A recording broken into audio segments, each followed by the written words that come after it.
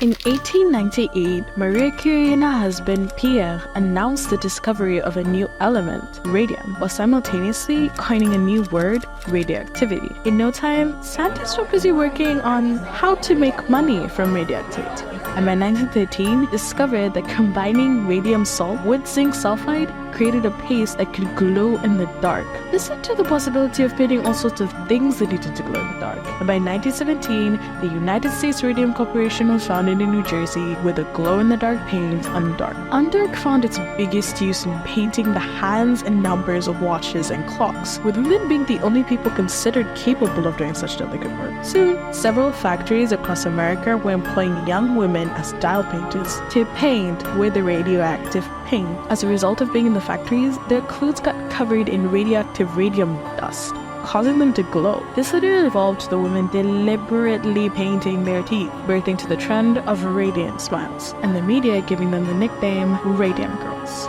Prestigious name that came crashing down in September of 1922 when Molly, aka Amelia McGeer, passed away. She had reported to a dentist with a toothache. It was removed, and eventually so was her whole jaw. Doctors then believed it was caused by a massive hemorrhage. Later, she was documented as the first dial painter to die of radiation poisoning by using the technique of lip pointing. Here, the girls placed the brushes between their lips to ensure the tips were pointed, ingesting radioactive paints and poisoning themselves. Eventually, Catherine Wolfe, along with several girls, took their former employer, the United States Radium Corporation, to court in 1937. The long case meant that one by one the girls died off, and the public named it the fight of the living dead women. By the time Catherine got to testify, determined to fight till the bitter end, she gave her testimony from her hospital bed. And in 1938, the court ordered the United States Radium Corporation to compensate the remaining girls and reevaluate their safety regulations in factories. Sadly, the girls who made it to the end of the case used their compensation for their burials, and when the lasting effects of radiation were truly understood, had to be exhumed and reburied in lead-lined coffins because their bodies